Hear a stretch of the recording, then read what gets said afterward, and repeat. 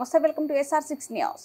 Tirupati parliament ప్రధాన కార్యదర్శి Venati Satish Reddy, Telugu Desam party incharge Nelavala Subrahmanyam సమక్షంలో తెలుగుదేశం పార్టీలో చేరిన సూళ్లూరుపేట తడమండల యూత్ సభ్యులు తెలుగుదేశం పార్టీలో చేరిన వారికి పార్టీ కండువ కప్పి సాధారణంగా పార్టీలో ఆహ్వానించిన వేనాటి సతీష్ రెడ్డి, నెలవల సుబ్రహ్మణ్యం ముందుగా తెలుగుదేశం పార్టీ ఆఫీస్ నుంచి భారీ ర్యాలీగా సభ స్థలానికి చేరుకున్నారు.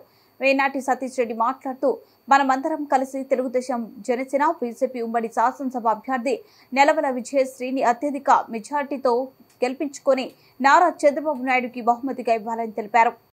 దృఢ సంకల్పంతో సూళ్లూరుపేట నియోజకవర్గంలో పోలీసు వారి సహాయ సహకారాలతో, గవర్నమెంట్ సహాయ సహకారాలతో తెలుగుదేశం పార్టీ అధికారంలోకి వచ్చిన వెంటనే డ్రగ్ మాఫియాను మొత్తం కఠిన చర్యలు తీసుకొని ఇక్కడ మారక ద్రవ్యాలు లేకుండా సూళ్లూరుపేట ఒక క్లీన్ సిటీ. అందరూ కూడా నా మీద, మా కుటుంబం మీద, మా అందరి మీద, తెలుగుదేశం పార్టీ నాయకుల మీద, ఇన్ఛార్జ్ గారి మీద, అందరి మీద నమ్మకం పెట్టుకొని తెలుగుదేశం పార్టీ అందించేదానికి మేము ముందు ఉంటామని చెప్పి మీ అందరికీ మనం చేస్తూ, మీకు రేపు తెలుగుదేశం పార్టీ అధికారంలోకి వచ్చిన తర్వాత